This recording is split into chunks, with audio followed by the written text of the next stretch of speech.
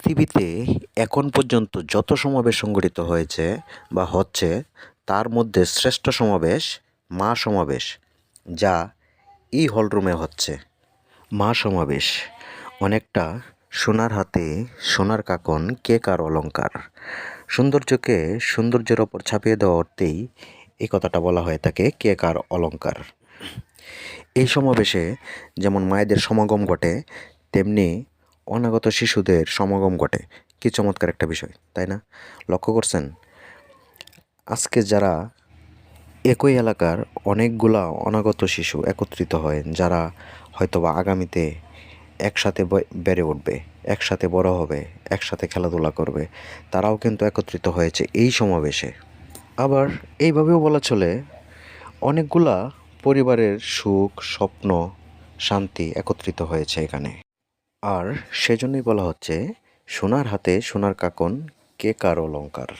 সেবা সপ্তাহ উপলক্ষে সংগঠিত মা সমাবেশে বক্তব্য রাখছেন পরিবার পরিকল্পনা বিভাগের ঊর্ধ্বতন কর্মকর্তারা। মায়ের স্বাস্থ্য ঠিক থাকতেছে, এর জন্য আমরা সব সময় বলি যে বার্থ স্পেসিং মানে এক বাচ্চা থেকে আরেক বাচ্চা নেওয়ার দূরত্ব কমপক্ষে 3 বছর। কয় বছর থাকতে হবে? কমপক্ষে 3 বছর থাকতে হবে। তাহলে কি হবে? মায়ের স্বাস্থ্য ভালো থাকবে, শিশুর স্বাস্থ্য ভালো থাকবে, বাচ্চার স্বাস্থ্য ভালো থাকবে। এখন আসলে এই 3 বছর আপনি কিভাবে স্পেসিং করবেন, মানে বিরতিটা পালন করবেন, এর জন্য ফ্যামিলি প্ল্যানিং এর 7টা মেথড আছে। যেই মেথডটা আপনার, এই মেথডটা নিয়ে আমাদের কর্মী ঠিক আপনার পাশে বসে আছে। আপনি জাস্ট খালি একটু তাকে ইনফর্ম করবেন যে আমার একটা বাচ্চা হয়েছে, আমি 3 বছরের মধ্যে আর বাচ্চা নিতে চাই না, আমি কোন মেথডটা নিই। আমাদের কাছে যদি আপনারা যান, আমরা আপনাকে একেবারে পরীক্ষা নিরীক্ষা করে আপনার জন্য যেটা ভালো, আপনার শরীর যেটা গ্রহণ করবে সেটা আপনাকে সাজেস্ট করবে। পরিকল্পিত পরিবার, নিরাপদ মাতৃত্বের অঙ্গীকার। চিকিৎসকের পরামর্শ ছাড়া করব না, আমরা নিজেরা কোনো সিদ্ধান্ত নিব। সে সিজার করতে চাইতেছে, তাকে আমরা অনেক বুঝাইলাম, তার পরিবারের লোকদের আমরা বুঝাইলাম, কিন্তু তার মাথার মধ্যে কিভাবে যেন ঢুকে পড়ছে যে না, এটা সিজার করতে হবে। এই যে সিজারের তার সিদ্ধান্তটা বা তার পরিবারের সিদ্ধান্তটা, এটা কি সঠিক সিদ্ধান্ত হইল? তার বাচ্চা তো দেখা গেছে ওই মানে নরমাল ওষুধ দিলে, নরমাল ডেলিভারির মাধ্যমে এই বাচ্চাটা কি করা সম্ভব? প্রসব করানো সম্ভব। এইখানে যে তার সিজার নিয়ে সিদ্ধান্তটা, এই সিদ্ধান্তটা তো সঠিক সিদ্ধান্ত না। এই যে অহেতুক সিজার, এই সিজারের কাছ থেকে আমাদের কাছ থেকে সরে আসতে হবে। আমাদের যেটা সিজার দরকার, সেই সিজারটা আমাদের করতে আমাদের দরকার নাই। সেই সিজারটা নিয়ে আমার দেখা গেছে যে অহেতুক নিজে ইচ্ছা পোষণ করে নিজে কোনো সিদ্ধান্ত দেওয়া যাবে না। আমার সিদ্ধান্তগুলো কার কাছ থেকে নিতে হবে? আমার একজন অভিজ্ঞ ডাক্তারের কাছ থেকে সিদ্ধান্ত নিতে হবে। আজ আমরা করতেছি কিসের জন্য? আমার বাচ্চাটা ভালো আছে কিনা, বাচ্চার বৃদ্ধি ঠিক আছে কিনা, বাচ্চার পজিশন ঠিক আছে কিনা, পানি ঠিক আছে কিনা, এগুলো জানার জন্য। মানে বাচ্চার ভালো মন্দ, আরো যদি মাসিকের তারিখ ঠিক থাকে, আরো যদি মাসিকের তারিখে কোনো গোলমাল না থাকে, তাহলে মাসিকের তারিখে হলো আমার বাচ্চা হওয়ার তারিখ। নিরাপদ মাতৃত্ব নিশ্চিত করতে হলে কমপক্ষে 4 বার গর্ভকালীন সময় করতে হবে, সেবা কেন্দ্রে আসতে হবে। ডেলিভারি হতে হবে কোথায়? কোনো না কোনো সেবা কেন্দ্র।